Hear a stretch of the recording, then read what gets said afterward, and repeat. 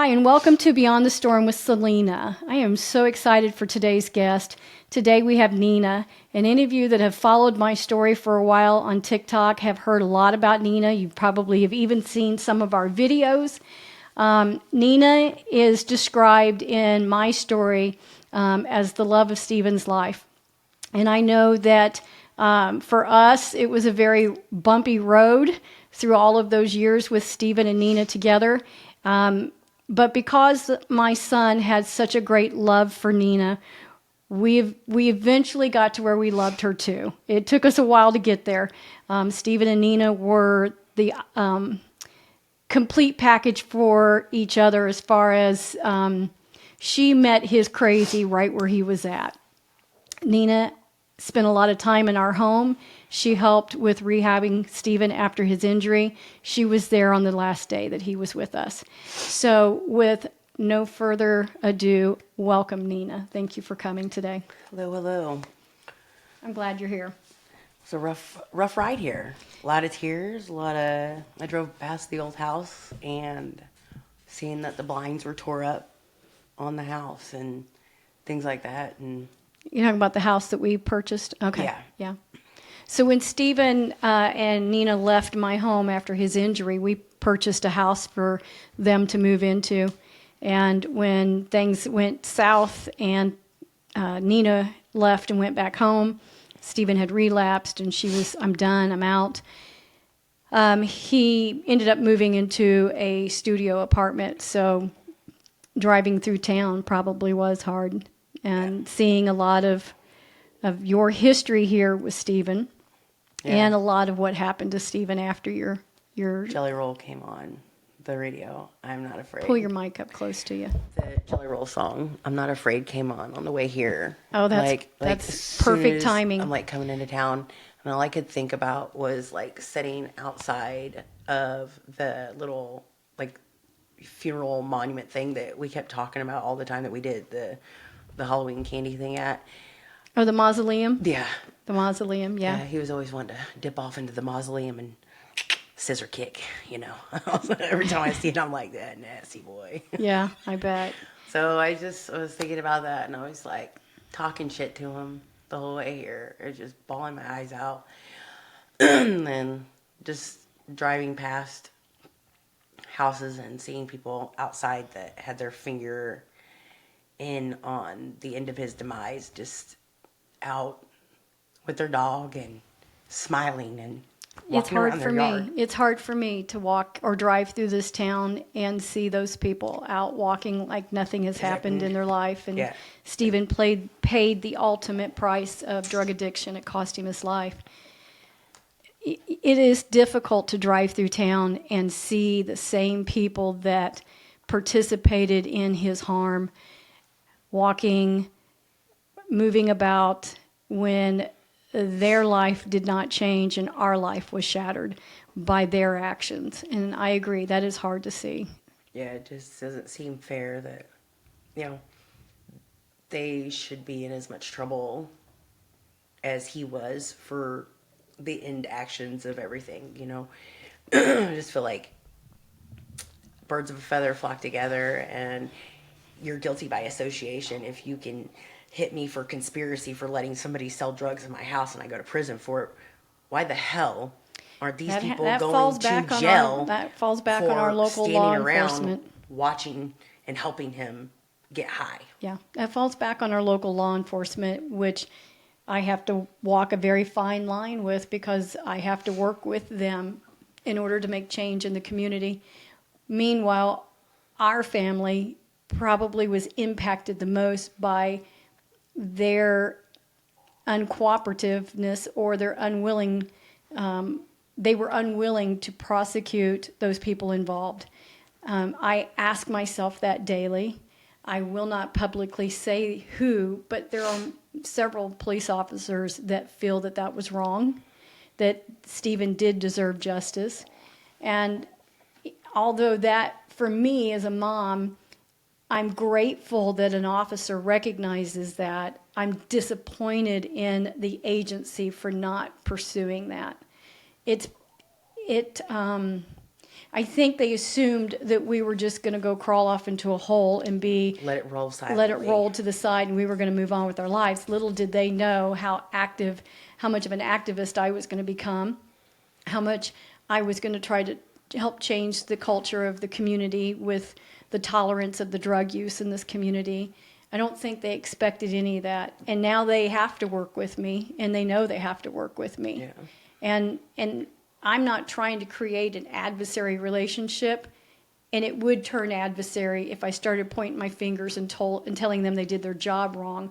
All I can do is lead them in the direction for them to know not to do it again. Yeah. And that's hard. That is riding a fine line. It's a razor's edge, truly. At his funeral, while you were inside and I was outside, one of the officers showed up, and me and Melissa were standing outside talking to him, and he was quick to say that now that Stephen was dead, that all of it was over, that he was the manipulator and the ringleader of all of it, and that there was nobody else at fault. And that I'm like, you're really standing here outside of somebody's funeral saying that, when that's a damn lie, because his hands didn't work. Well, and let me break that down. Who was weighing the drugs out for him? And I've had that conversation. It is not against the law to think about it, to talk about it, No. to plan it out, to ask somebody else to do it. No. Only if it's like, maybe if it was you hired somebody to go Hitman kill type somebody. shit, yes. yeah. But you don't, the laws are not broken until a person actually goes and acts on it and goes through the process of committing the crime. So when the crimes that had been committed happened, they did not prosecute the people that did the actual actions. They came after Stephen because they claimed that he was the mastermind. And I'm not even going to deny he probably was the mastermind. But he could what sell happened? ketchup popsicles to a lady wearing white gloves the dead middle of fucking summer. So, I mean, he's a finesser. He did. And there's no question. We're not denying that he was intelligent enough to tell people how to do the business. But it was they basically chose to do that because they were also in the game. They were profiting. They were coming to take advantage. They were... When you're a homeless drug addict and somebody has lights, house, gas, water, and a place that you can chill and kick it, and they're using you, but you think that you're using them. It was a very sick, twisted game. Yeah, it's a bad game of chess, and nobody's winning. He won. Checkmate. You're all done. You're all done. You guys no longer have a place to hang out. You guys no longer have free drugs. And you guys are all guilty and a crime, and you're all going to have to live with it. At the end of the day, when it comes for you to meet your maker, every one of you are going to stand guilty in helping kill somebody's child. Well, and during those days of those things happening, what they don't understand was Stephen was in drug psychosis. He was fully engaged in doing everything he could to protect his ability to use those drugs. Oh, yeah. Because he's an addict. They didn't realize that as much as they were using him for a shower and food and a place to, a closed door to go do their drugs behind, he was also using them as the gatekeepers from me. Yeah. Because he knew, I'm going to bust through a door. I'm going to run everybody out of here. I'm going to bring, the light to the darkness. And I was the only one with the tools of crazy mom with a cell phone running, with the camera going, what's your name? I got your cell phone, I got your license plate number, and to make them leave. But he had to twist a crazy story of, my mom, I can't stand her, she's crazy, don't let her in here. Yeah. He played this incredible story that these people who only knew him for 6 months truly believed that that's who he was. That was the story whenever we first met. He would always say about you, she's crazy as hell. She finds me no matter where I'm at.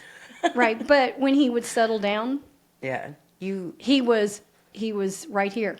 He was connected to his family. Yeah, absolutely. When he wasn't in full-blown psychosis trying to protect his avenue of drug use, knowing that I was always a roadblock, as long as he was in his right mind. He would let you know at the same time, that's my biggest asset. No matter what, she can fix everything. Well, And he would stand on that, and he would say that no matter how much I hate her at times, if I'm in trouble, she can fix it. And that's every time that he was in trouble. yeah, and The phone call was to you, no matter how much bullshit he lied or tried to tell somebody. and that makes He me always squirm when you say that at the same time, because that is also the term, enabler, right? I mean, I've talked about this from early on in his addiction. As a parent, you don't know what else to do but to enable. And then you have to work through that process of learning boundaries and setting established expectations. But in the end, what I've shared with every parent that I can talk to, you got to do what you can live with. Yeah. And I didn't always rescue him. No, there were times that you've said no, and we've had to figure it out on our own and things like that. But the thing is, it's how do you determine what's enabling when Right. it comes to your child, your firstborn, your lastborn? It doesn't matter, because as a parent, that's ingrained in you. Like if the car runs over your kid, you're lifting the car up to get your kid out from underneath that damn car. It doesn't matter how many fat asses are in it. That car's coming up off your baby, and drug addiction's the car. And it doesn't matter. And you're going to save your kids no matter what. It doesn't matter. It just doesn't. And who's to say what's enabling? You know what I'm saying?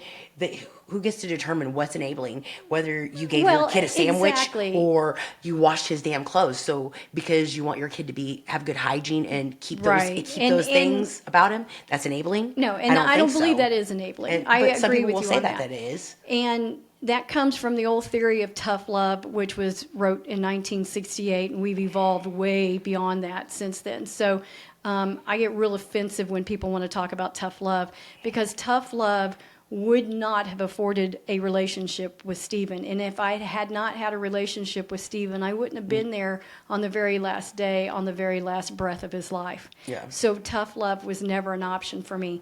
Harm reduction, meeting where he's at, do what I can live with, hold my boundaries. Yeah. And if I got to throw a little bit of crazy mom in there, so be it. And there was a whole lot of crazy mom thrown in there. I don't apologize for that. You can't. Crazy mom kept him alive for a lot of years. Crazy mom knew where he was at when he was in danger. You know what I'm saying? The fact that you had GPS on his phones without him knowing meant that anytime that he was missing or anything like that, that there was a telltale way to find him, or at least know where he was last. At least know where to start. Yeah. Yeah, And how many times, Nina, did that GPS come into play?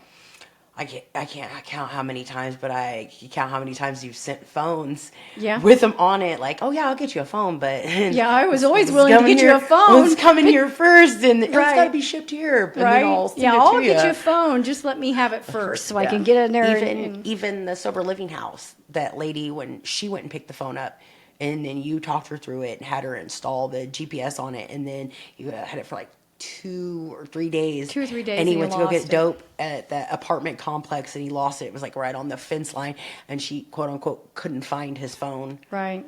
Allegedly. Right. But, I mean, because the sober living house was dirty. Yeah. Yeah, that's a whole other crazy story. Yeah.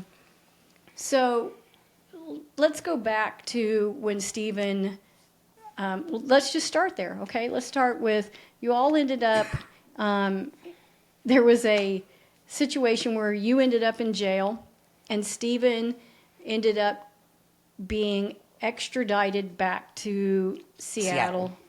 Tacoma area, for an old warrant on a probation violation. You were in the Department of Corrections in Missouri.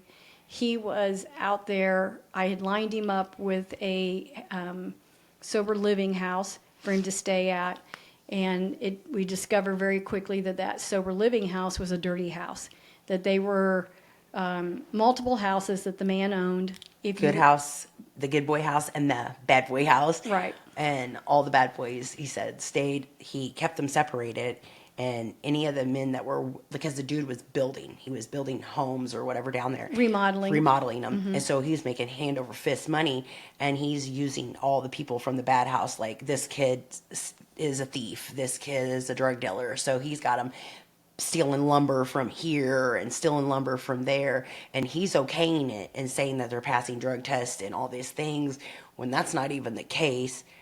Stephen was doing exactly the same thing here that he was doing there. Like it, but even worse.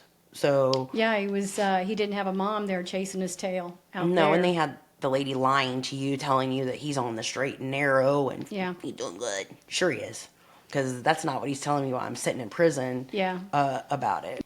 You guys would talk on the phone, and he would tell you what was going on for real.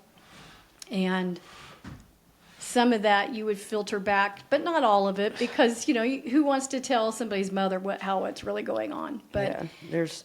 I I can never called like the tell you stuff unless it was like he was in about danger, ready to blow up. or I couldn't solve it on my own, because no matter from the moment my eyes woke up, he had his hands on something and something doing something. It was a nonstop thing for him. Like chasing him around was like having a toddler. Oh yeah. In fact, I'm discovering that all of those things that happened, I didn't get a chance to process. So all of that trauma was compartmentalized and stuck back here in my head. And now that stuff's starting to come out as like repressed memories that hit me in the middle of the day, and then I get angry all over again. Like, how in the hell did I not see that I was being lied to, or whatever? Because you're problem solving one problem I'm after problem another. solving constantly. There was never a time where I was felt like exhausting. he rested and like his feet rested, or he like the whole body rested for him. He was just like, what can I do? What can I do? What can I do? I'm like, damn. I'm like, calm down. Yeah. We don't have to break every law every single day. Oh yeah. I'm like, we don't. We It was really like don't. a marathon. How quickly can we break this law? What can we? I know, it was insane. I can remember telling him, I can wake up and I cannot think of a way to get myself put in jail today. I mean, I can't make that happen if I wanted to. You can wake up, sneeze, and be in jail by noon. Yeah. And I go, how can we just get through today without you going to jail? I mean, that would be a conversation that would just be a little flippant remark I would make to Stephen all the time. You're going to have a guest join you. But so he was running the streets. He was causing trouble. He was, doing the most Yeah, he was definitely doing the most. yeah, and in Tacoma. And what's crazy is he had these people lying to us, and I knew we were being lied to. And then I think the most difficult thing any parent can ever have to face is we discovered that he had been shot. And I'm not going to go into all of those details of how I found out, but the fact that happened on like a Tuesday, Wednesday afternoon, and knowing the initial shock of that hit me like a wave, and dumbfounded, and you're just in this state of, that's the phone call no mother wants to get, right? You and talk to the medical personnel and find out that this is a devastating injury that is life-shattering, life-altering. And I was home by myself that day when it all got discovered, and paced the floor for, I think, 2 or 3 days, and could not figure out what I could do to get to him. I couldn't get to him fast enough because it was COVID. I couldn't even fly in and get to him. But the hardest part of that was I had called your mother, and I said, I have to talk to Nina, because I knew you and her talked daily. And you and I talked pretty often, but it may not have been daily. And I knew you and I had talked earlier, maybe the day before. You were worried about him, but I didn't know when you were going to call me next, because you being in the Department of Corrections, I had to wait for you to call me. Yeah, I was still in R&O, and when you're in R&O, they put out a list or a piece of paper, and it says times on it. And there's so many people in R&O, and it was COVID, so every time they would bring somebody in and they popped dirty for COVID, it was an extra 2 weeks. So this is like a 2 or 3 like papers long, and you get like 15 minutes, and that's it. And that's your one. You get one call a day. Yeah. So all these slots. So I'm like thinking of all these ways. I'm like, I'll buy your time. You know what I'm saying? Let me buy your 15-minute slot. Let me buy your 15-minute slot. Do you remember calling Yeah. calling home and talking to me? Because I can tell you, me telling you what happened to Stephen was probably, I can't even describe to you how hard that was, because I knew what I was getting ready to do to you. I knew that I was getting ready to deliver the kind of news you don't ever want in prison. Either somebody who's tragically injured or dies. Yeah. You don't want to do that to somebody, because I knew your mental health was really very fragile in prison. And I knew that I wasn't going to get to talk to you till again tomorrow. Once I got off the phone with you, you were having to live with that information until tomorrow. Yeah, but it was better to come from you than for it to hit the news, because it hit the news and it aired in prison, and everybody in prison's like, "Oh, they're talking about you on the news." I'm like, "Huh?" And then I see the airing of it, but that night when I originally got the prison sentence and I called and I talked to him about the prison, my 5-year sentence or whatever, he was like, "I want to break up with you." And I was like, we're gonna play that game. I was like, you have fun while I'm in prison, but when I get out, no, whichever girl you're with, I'm gonna beat her the fuck up in front of you, and then we're gonna walk out holding hands, all cupcakey. Okay. Yeah. And he's like, okay, and then hang ups on me. So this is the Bonnie Clyde relationship the two of you have, or like you made a promise. I don't care if we have a ring on it or not. We're hanging out till both of us go out. And so I was like, you have fun, and then time goes by, and then I talk to you once I go from... Well, and I can tell you that I had a phone call with him around that same time, before he was injured, where he was saying, I need to break up with Nina or whatever.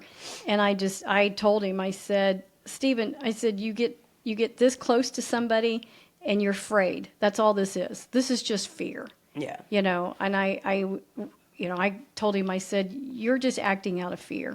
Yeah, so he eventually reached out to you, and then you were like, he reached out and he wants to talk to you. So I had called him, and we talked for about 3 or 4 days in total before he was shot. And then he was bragging about getting caught on a drone and being on the news down there for cutting Cadillac converters off of vehicles and stuff. And then I really realized the severity of where his mental psychosis was. He told me that there was going to be stories about us, and we were going to live in the woods and be shooting stuff with bows and arrows and things that were what normal people would say were borderline. Oh, he probably needs help, or she needs help too. Yeah, But he was in full psychosis at that point. I laughed because in my mind, I'm thinking that he's being really watched down there by these people. Hopefully, and that's my thinking is, you've got GPS on him and all these things. And so we go to breakfast at 5 o'clock in the morning, and he don't answer, and he always answers. And I had spent money on this phone call. I'm like, pussy, answer your phone. I blow it up, and he doesn't answer. And then, like, on the last phone call I make to try to call out, my heart touches my stomach, and I'm like, I'm calling you. I called you, and I'm like, hey, he's not answering. He should still be up. He promises he'd answer my phone call, whatever. He always kept his word to me. Never did he ever break his word to me on anything. He might have been there late, fucked up, but he always showed up. And I called you, and you were like, well, let me look. And you're like, call back or whatever. I wait a minute, and I call back, and you're like, oop, he's good. He's in jail. Yeah. He can't get hurt anymore. And Yeah. I'm like, no. I was like, now, please call the jail. And I was like, you're like, why? He's fine. I'm like... Yeah, because that was a history. If he was in jail, he was sleeping it off, and he was going to be dope sick, and then we would hear from him tomorrow. And then that's when the reason that you let me stay around came into play. I'm like, well, now I'm going to drop all the bullshit bombs on you of everything that you don't know, that I've been holding back, that a secret, that I thought that he had it under control. Like, I always reached out when things became too much, or I couldn't handle it, or I needed help to figure out how to do it. And, when it was getting ready to blow up. Yeah, and I told you everything that was going on and what he was saying, and you were like, well, I'm going to call.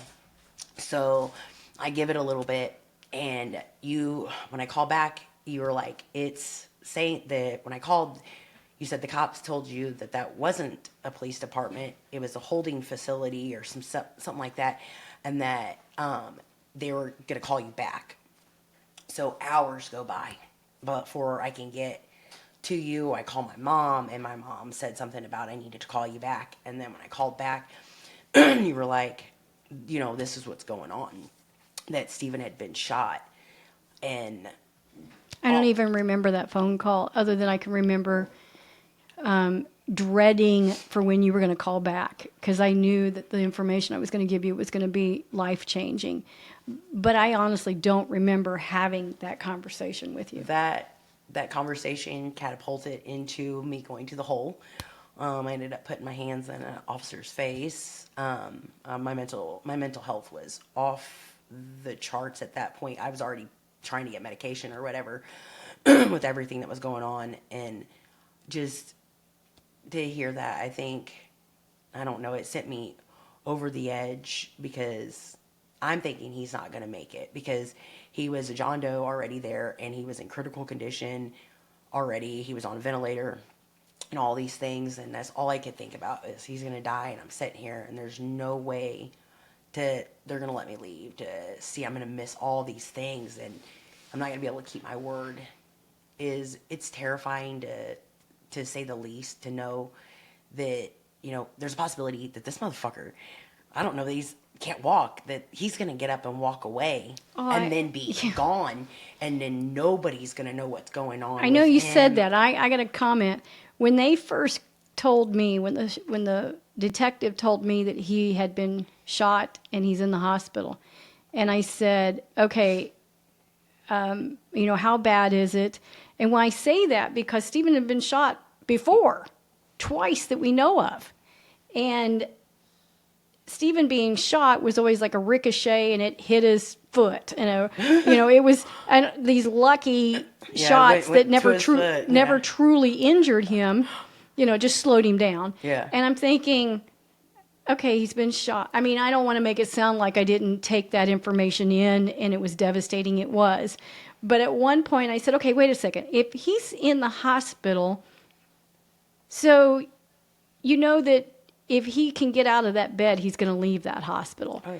And that's when the detective said, ma'am, he's not able to get out of a bed. When he says, he's ventilated and he's in extreme, fragile condition. And that's kind of when it just swirled and hit me that, Stephen, as we affectionately referred to as a cockroach, because you couldn't kill him. No. In our family, we joked around about that. But it hit me then. Oh my God, this might actually be the one that takes him out. And then not be able to get there, not be able to verify that, be stuck here. And I still went, even though I couldn't get into the hospital. Yeah, you took blankets up there, and you and his aunt went up there. Leslie, yeah. And you guys took blankets up there and stuff from home, so that the Chiefs won and stuff like that. So we had something with him, and then it smelled like me. I wrapped myself in it for a couple of days. Yeah, and so when he had it, it smelled like home. Yeah, something comfortable, something that he knew. But then when you flew back out and you were like sending pictures and stuff of him, and then when Jim could understand what he said, mouthed, but nobody else understood it. Yeah. Jim's just off camera here. Yeah, we couldn't figure out what he was saying, but Jim's going, oh, we got it. Yeah, I can't remember. I'd like to buy a vowel. Right? Yeah.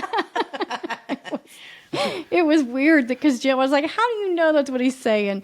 And it was something crude. His face, like in the video, when I watched the video that you sent or whatever, he's like, yeah, he was winking like you know what I'm saying, Jim. You know what I'm saying. You got me, big dog. And we would, those videos of him talking, he was, the nurses would hold the Zoom camera to him, and he was trying to mouth words for us to figure them out. That was so frustrating on our end. And it was frustrating for him because he could sign from prison, so me and him could sign back and forth and stuff like that. So we knew what was going on. But he couldn't sign anymore. He couldn't do it anymore. So he was so stuck in his head about so much shit that I don't think that he ever really gained the concept of all the avenues that he still had available for him. Yeah. He was so just stuck on that.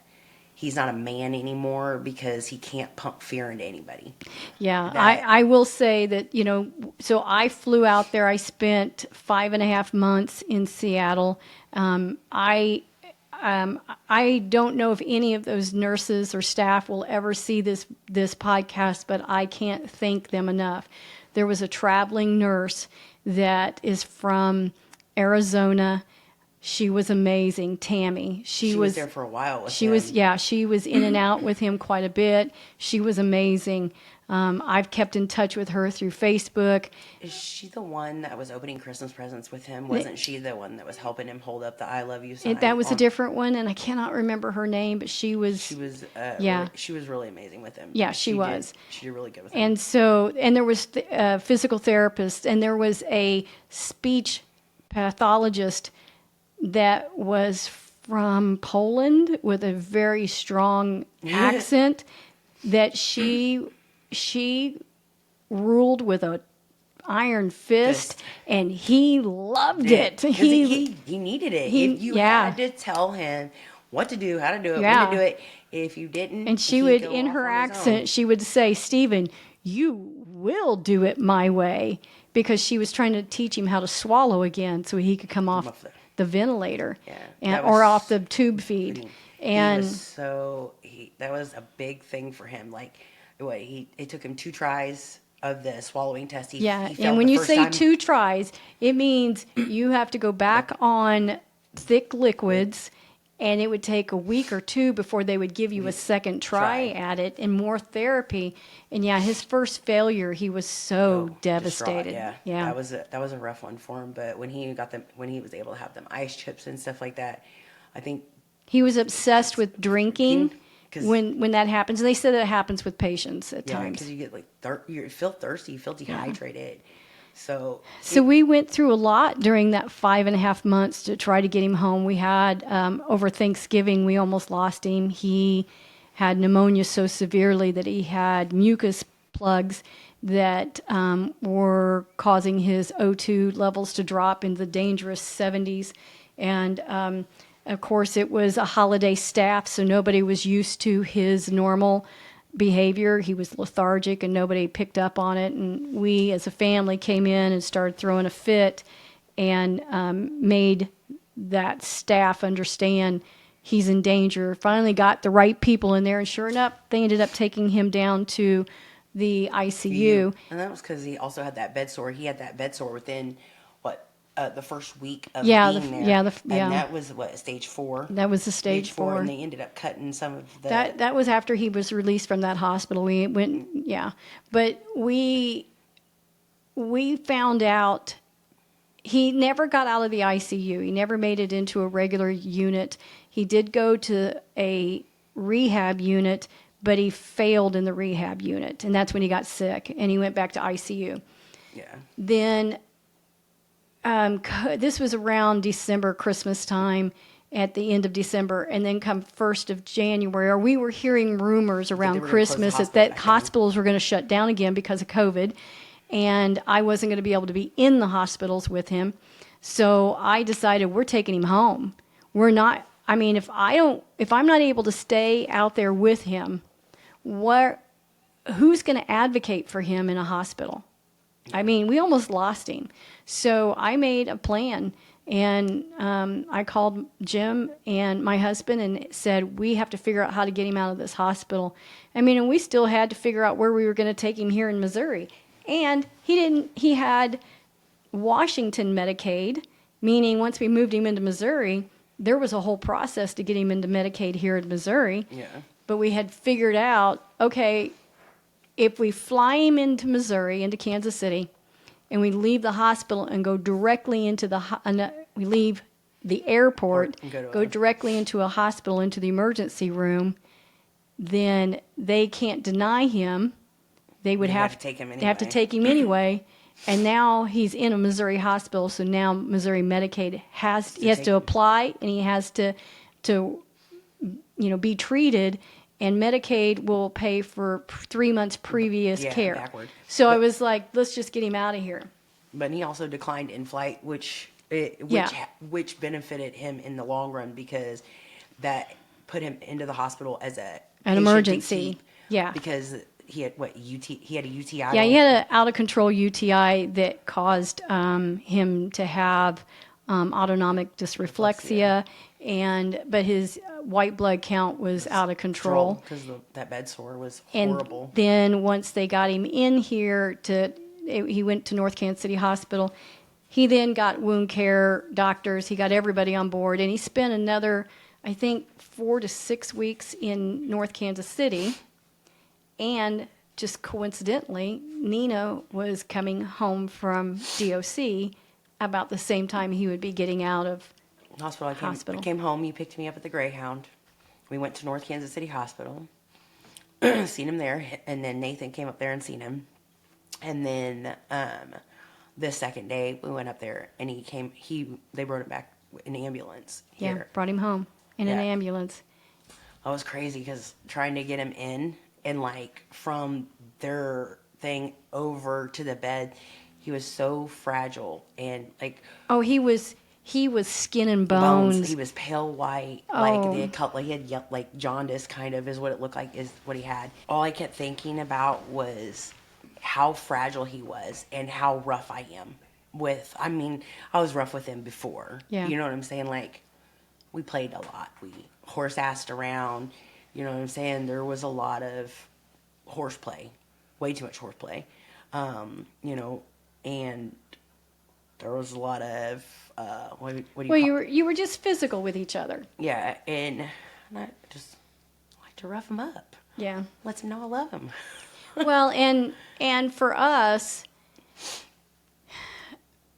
we didn't know how this was going to work. We didn't know, first of all, I didn't know how to get all of the stuff he needed here to the house. So that was a whole fiasco trying to organize that before he got home. I didn't know how we were going to care for him as far as who, I pretty much knew what medical care he needed, but I did not know how we were all going to manage it in this house all together. Yeah, that's a. And I will be honest with you,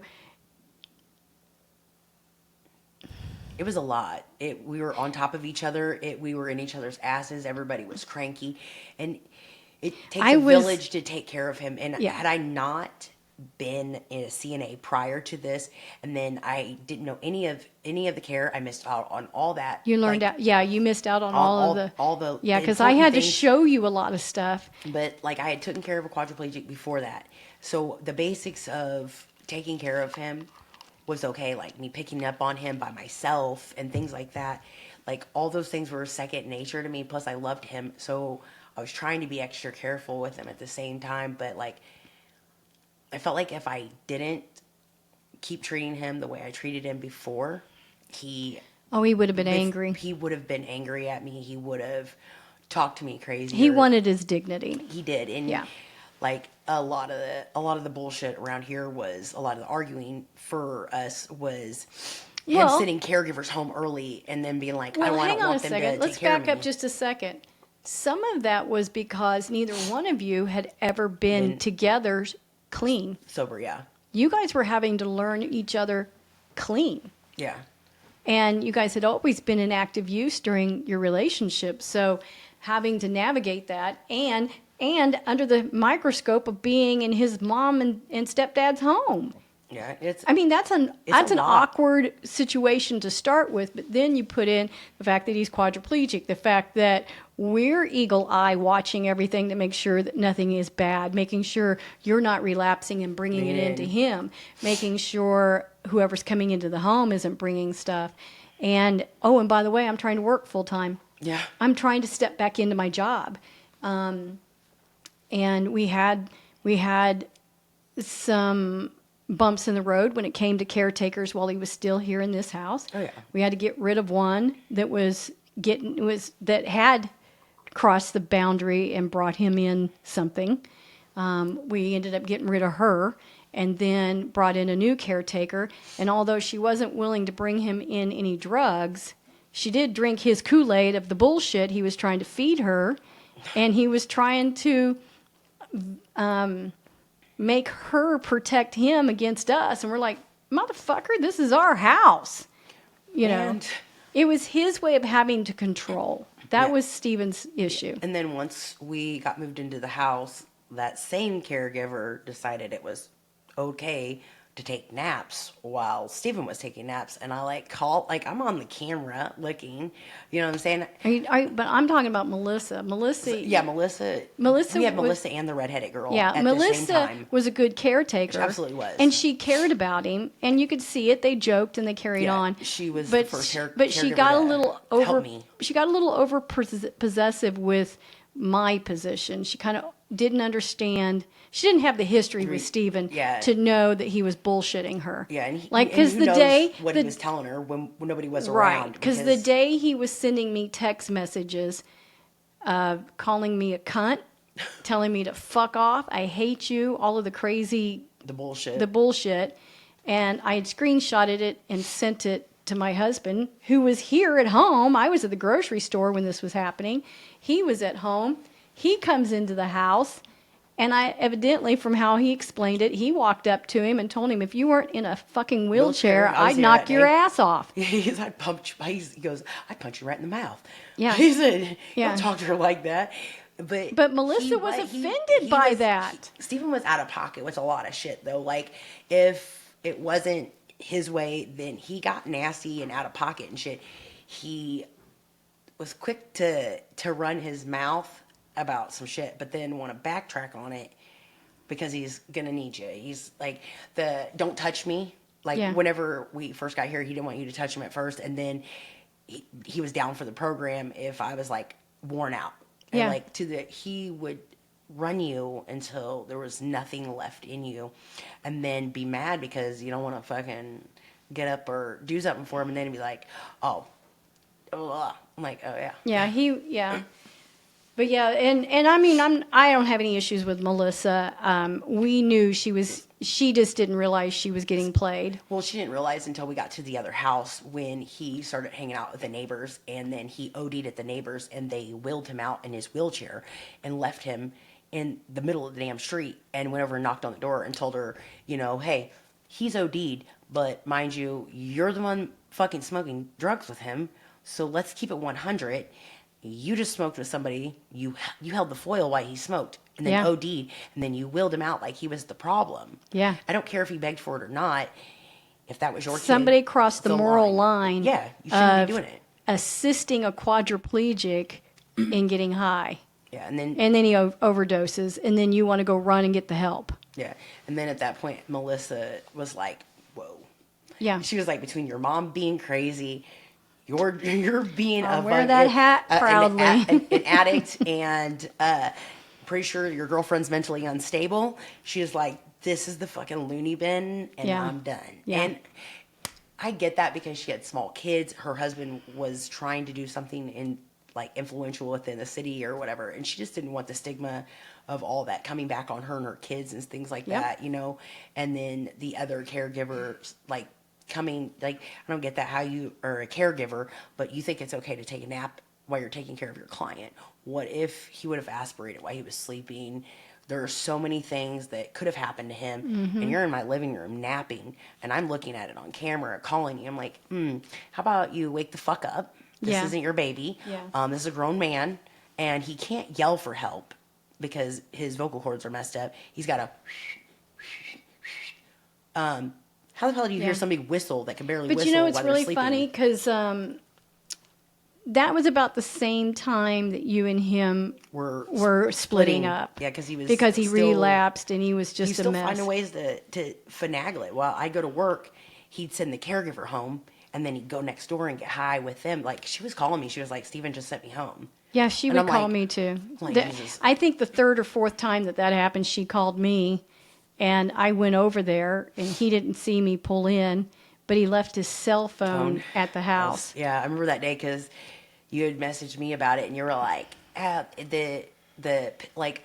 knew that he was getting high by this point, and my mom was getting OxyContin. I'm gonna be real clairvoyant about my shit at own up to my own shit. I did get Stephen high while he was quadriplegic, and I was trying to wean him off of the M30s that he was getting because the first caregiver would take him out on the Katy Trail and get him high under his coercion of poor me bullshit. I want to be an addict because he couldn't figure out how to live life as a sober person in a wheelchair because he was being disrespected. Or however he felt like he wasn't a man anymore. So he felt like if I get high, then all the other bullshit goes away, like the feelings or whatever. That's how you talk them. That's why we all get high. That's what people get high is to hide it, hide, to mask it. Yeah, to hide all of the feelings that make you mad and angry, upset. Yeah. So how the fuck is it that you're an addict coming into our home, and then your husband offers me meth on the front porch, like it's okay, under and a camera. You're on camera. You're on camera. You're on camera offering me drugs, and I'm in recovery. This motherfucker's supposed to be in recovery, but you and him, or you're taking him out on the trail every day, getting him high. You just created a monster and you have no idea how bad you've because once you've woken that addiction back up, it's over. Yeah, that was why he was fighting so hard to get moved out of here. Yeah, so he could get by himself, so he could get high. Yeah, and he found a way. Like I think the first week we were at the house or whatever, he wanted to go on a walk is what he wanted to do. So we went on a walk, and that's when we met the neighbors that have the house on the corner of the White House with no electricity and running bonfires and melting copper and wires and stuff. That was the very first neighbors that he met off of our block. And they were like, oh yeah, come on by whenever you want to. That was the Pembertons. Come hang out. And then like 2 doors down, because we had Braden, and Braden was running around with all these little kids in the block. We met the two brothers down the street. Chastain. Yeah, they had a little trampoline in their yard.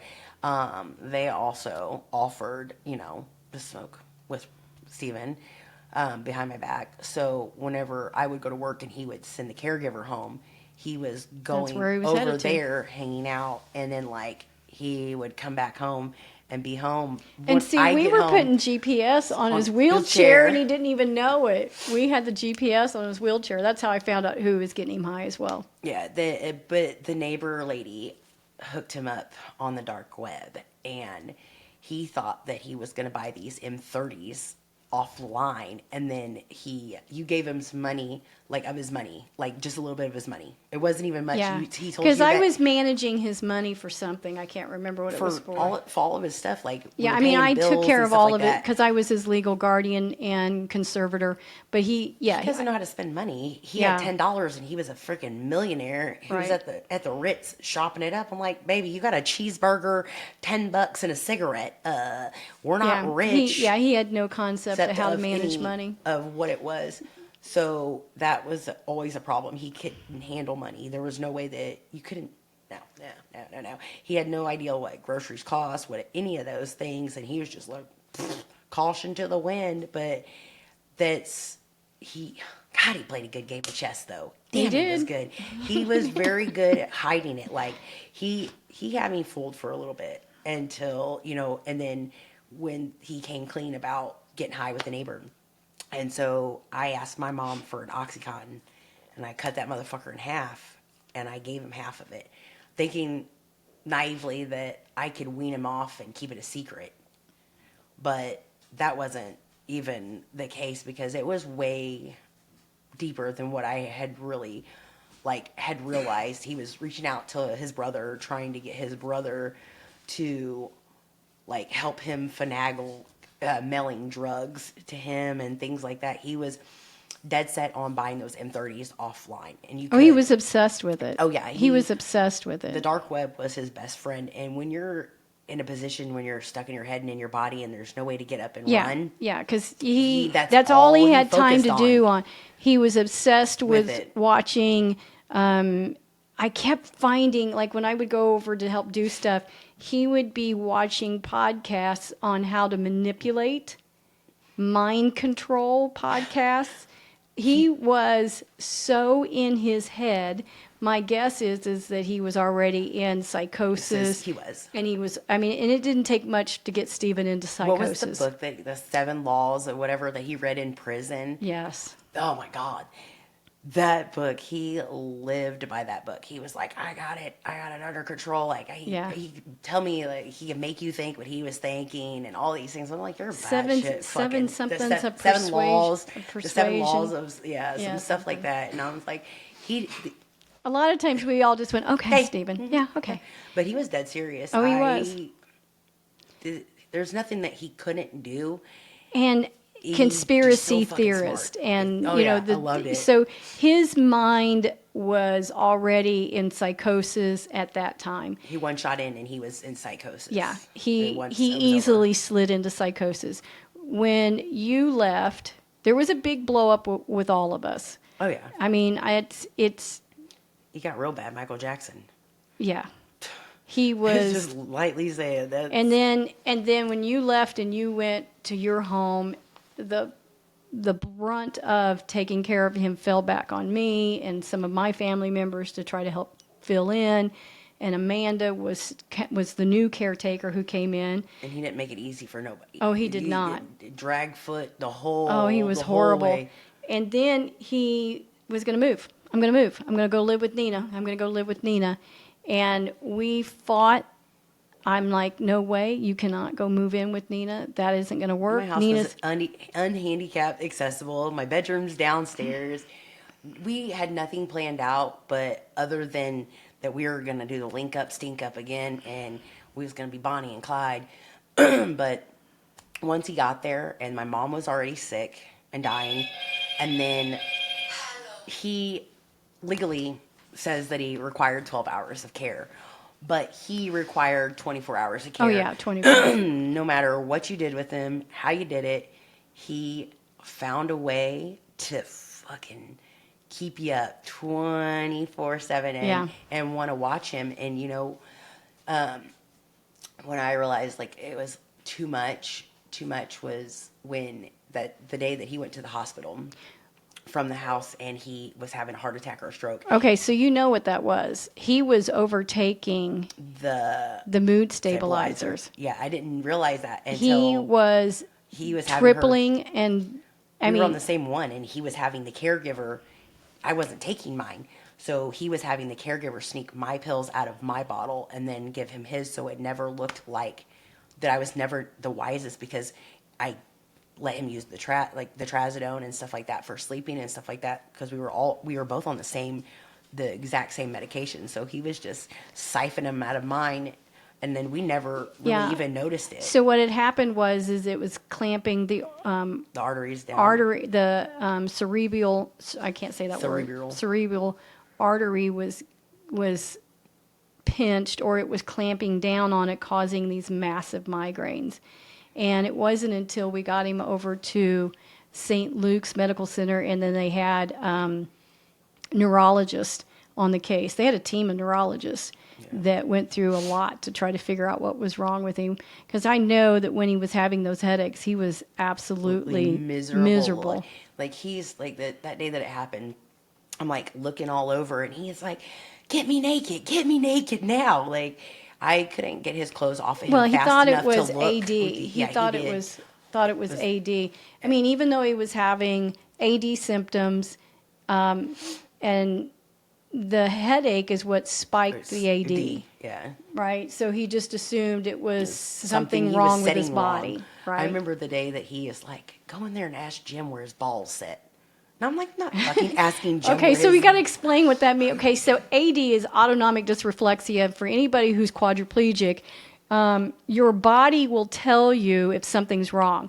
Like, say you're in a wheelchair, but your foot has fallen down, and it's, or your butt's not setting even. Yeah, it just sends signals. Yeah, to your if there's brain. something that's cut off, a blood supply or something that's not right, and it starts to ache or hurt, a normal body will send the message of autonomic dysreflexia to the brain of a quadriplegic, which will make them profusely sweat, have a headache, get lightheaded, shake, shiver.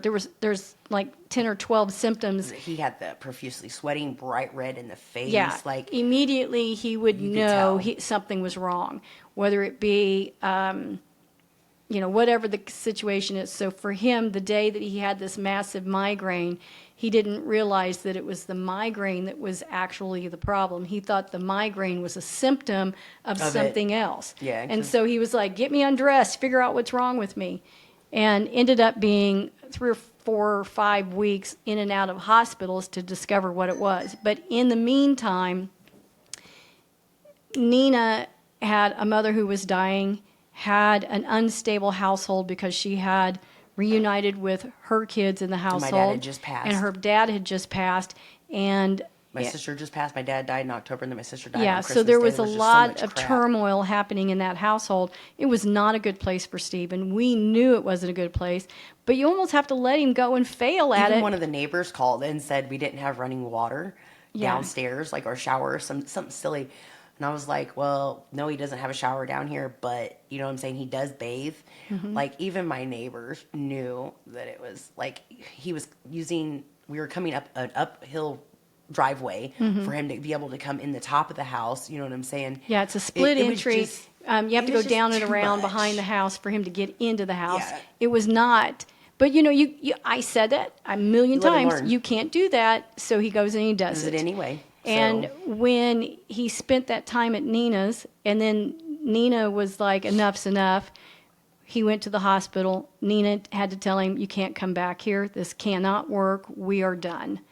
And he ended up staying in the hospital. Then he ended up having to go back through physical rehab after that, which was really good for him. He got to get in a standing frame for the first time. Yeah.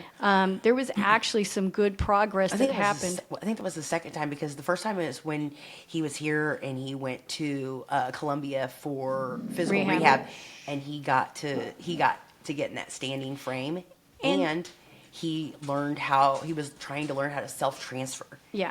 And that would have been fucking a game Yeah, changer. there was a lot had of he really could good have things that gotten were happening down. there. But when the rehab ended, we had to figure out something for Stephen, because in the meantime, once he moved out of the house that I had bought for you and him, there was no rent being paid on that house. That house sold quick, though. too. I had to sell the house because I could not afford to make the house payment on it, because his Section 8 voucher wouldn't, it's not going to pay when he's not there. Yeah. So he ended up staying at Amanda's house. He came For a home from the little bit, yeah. hospital. He went to Amanda's house. We had to restructure his Section 8, and then we got him into the Section 8 apartments that were in Holden. Now, when that happened, he was already messing up at Amanda's again, Yeah. because Amanda had another job as well as taking care of him. And even though I was going in and out, he still would get put in his wheelchair during the daytime, and I would come scuttle back. around. Yeah, I would come back and check in on him 2 or 3 times a day, and Amanda would do the same. And he was getting away and going over to the Pembertons, and he was, running amok with the people that would get him high. And we finally got him out of Amanda's house, because that was temporary. It was bad enough he was there, I think, for 6 weeks, and that was tough on her and her family. But then we got him into the apartment. And once we got him into the apartment, he ramped up everything. He ramped up the campaign against "I hate you, don't come around me, Mom." The lies he was telling people to keep you out of the house. Yeah, he was creating unreal. gatekeepers. Oh, the funniest part is when you fucking had them come out when he was on like, oh, I'm on bullshit, I'm gonna run around, and you had him come out and change the speed where he couldn't change how fast his fucking wheelchair went. I did cut do him that. down to 3 miles an hour. I baby. did. I cut the- That cut shit the- was so funny, because he's like riding around in town in front of cars, wouldn't get out of the way. Cars are honking behind him. He's just like, do, do, do, do, do, do, do. I'm like, this little motherfucker. I'm like, get out of the road, bro. Get out of the fucking road. I did. I cut him down. Yeah, she was like 3 miles an hour. He's like, she's got this fucking wheelchair all fucked up where I can't go anywhere. I was like, Well, nobody could keep up with him. He told me that you guys were, they're like, I think they're not charging my wheelchair at night, so I can't go places. We did. I was like, there's always a point and a purpose. Yeah. There's enough for you to be able to had to where you have to go, but then after that, it's like, shut him down, Merle, because he ain't driving down the roads in that little manual one, like where he's got to push himself. There's too many bumps in the Holden roads. Like the roads are too bad for that. But could you imagine him, like, because especially when he jerks and his whole body's off and then he falls forward on himself, like. There were cases of him coming out of his wheelchair, but once he got into that apartment over there, then the fucking games began. Oh yeah. And you and him were still talking pretty regularly. Video chat. I stay on video chat. I believe like seeing somebody's face when you're talking to them. Yeah. It changes the dynamics. It makes the motherfucker hard to lie to you. Exactly, it does. And the crazy part is during that period of time, all of a sudden the foot traffic, the car traffic. I mean, the neighbors were complaining. They were calling me. They were calling the police. We all knew something was up. Oh, yeah. And the homeless people were just camping out. I mean, it's because behind his apartment complex, there were some people. The city needs to take care of. You have abandoned homes. They're not boarded up. That's where your drug addicts are staying. And the thing is, these people in this town or the community is so they're blind predators. to they're so blind to what's going on because it's not in their home. It's just in their backyard. A dog can shit in your backyard and it's not a big deal, but if a dog shits on your porch, you're going to be mad, be like, hey, come pick that shit up. Don't leave it right on my porch. But because it's in their backyard, they don't really give a crap. So it was a breeding ground behind his house, so it made it easy for foot traffic and everything else that he was already mind mastering, manipulating, so the community and needs once to come he together made, and shut him down. he made those connections with the people that lived near his old house, and that information infiltrated the community of, hey, this guy's vulnerable, but he's got an income, he's got a house to live in, he's got groceries always at his house, and he's, and they all just flopped in on him, and they're like, hey dude, I can help you, hey dude, I can help you. And he then had an army of puppets. What did you call it? His tenderonies. Oh, his tenderonies. Those were the girls. He had a half a dozen girls because the nurturing nature. I'm assuming it's because he was a fine piece of ass. Let's just keep it. Let's just okay. Keep it It's 100. My son. I can't say that. He would say this. He said, "I'm throwing that macalaca framalama even when I'm in the slamma." I was like, this motherfucker has more game than the law should allow. And some of them that were brave enough.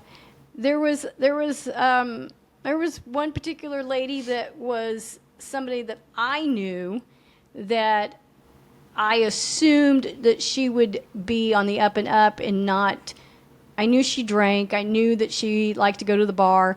I wasn't trying to hook them up by any means, but I knew that she had a disability. So I figured, there's somebody Stephen could relate to and they can talk and it'd be a friend that's not shooting up. And little did I know, once she got to hanging out with him, she had a little crush on him. And then she would take him up to the bar and get him just fucked up and didn't give a shit when he would pass out. Yeah. As a matter of fact, he passed out. They had to call an ambulance and she took off. Well, when we were both still living down here in the house, me and him gotten into an argument. He's like, I'm out of here.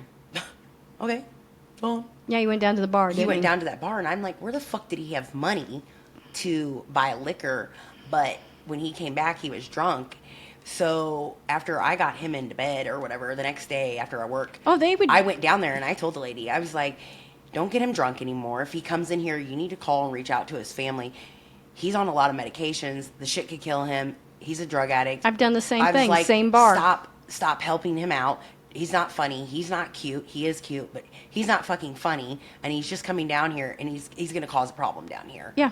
And that's what he does. I said the same thing to him, too. Like, but what did they do? They Serve still gave him it to him anyway. anyway. Like, let me come shoot your kid up with fentanyl. Well, and make it cool. they were like, well, he's a grown adult. He's a grown man. And I'm going... What part of him was grown? Right. Well, no, I'm thinking, okay, so he dies in your establishment. Now what? They don't give a shit because it ain't their kid. Right. It ain't their circus. It ain't their monkey. Right. And so Yeah. it ended up, that's exactly, I don't want to go there yet. Let's finish this part. So when he came back, he was in the apartment. The drug use ramped up, uncontrollable. The people that he was Allowing to be around him. And he was telling these stories to create gatekeepers. Yeah, absolutely. And he would tell these crazy stories about me, but yet at the same time, he would then call me or text me and ask me for things. Mom, I need your help. Can you come help me with this? Can you come help me with that? Or he would have them people try to create a situation where they would stand gatekeepers at the door. They would answer the door, wouldn't let me in, and those types of scenarios. And then there was a situation where there was a young lady that got introduced, and she started hanging out with him. You and Stephen were not together at that time, but she then stepped in a position of, well, I don't know, because she would never actually call herself his girlfriend. She wasn't his girlfriend. I think Stephen only far from used it. Stephen used her as the means to care. Somebody to get him up, somebody to put him in bed, somebody this. Lonely. He was lonely. He was and lonely. That's all it was. He wanted somebody He to wanted co-sign to his bullshit, and she was retarded enough to co-sign all the bullshit that he was letting fall out of his mouth. That's simply all it was. It was never a relationship. Well, she was an alcoholic, is built on and trust, and there was no foundation there for them. She was an alcoholic. She had been a heroin addict for years. Supposedly she hadn't been on the shit, but I think that she relapsed while she was with him. She was. I have got video footage of it. And she was an alcoholic, and Stephen had an income, and she knew that if she stuck around, she had a place to flop. She wasn't hanging out at her family's house because she was having to live with family. Yeah. She didn't have her kids. She was a mess. And stayed one. And so she became the gatekeeper that I had to then circumvent and had to manipulate her to get her to understand he's playing you. And at the end of the day, I mean, I had to be straight up and honest with her and tell her one day, who the fuck's going to clean this shit up when it's over? Yeah. It's not going to be you. You're not his family. You're not a girlfriend. You're not anything other than somebody who's using him. And you could just walk away. When it's all said and done, when the And shit she did. hits the fan, you get to walk away. You also, I mean, I got phone calls from him, like, He was scared of her. He told me that she had burned some of his clothes out in the front yard. She destroyed his home. Several times. Police were called multiple times because of how she destroyed that house. Me and him had a sick relationship. We found things funny that the normal average person did, like poops, farts, and stuff of that nature. And there was a lot of nasty talk. But he called me one day and he was like, I got to talk to you. And I'm like, what's up? And he's like, you won't believe this shit. He was like, I just got beat up. And I'm like, hold the fuck on for a second. He called his dad and told him the same thing. He was excited about it. I'm like, this motherfucker is ate up. Yeah, he was. He's like, this is what he says to me. He goes, I got beat up by a girl. I said, Steven, I've beat you up plenty of times. I said, so you've been beat up by a girl before. He's like, man, he said, everybody since he was injured treated him like a child or a baby. And he was like, he used to say this all the time, make my mouth bleed. Make me shut the fuck up. He was like, Nina, she made me shut the fuck up. She hit me so hard that she made me feel like a man. I can see him playing that, laughing. but you got to know as a mom or somebody who cares about him. When I heard it, I was furious. I was like, I don't care if she made you feel like a man or not. She had no right to put her hands on him. There was some other nasty stuff into that conversation, but I was like, I don't care. And I was like, you let her know that if she puts her hands on you, I'm going to come down and put my hands on her. How about that? We can play the game. We'll just play tag you're it all day long.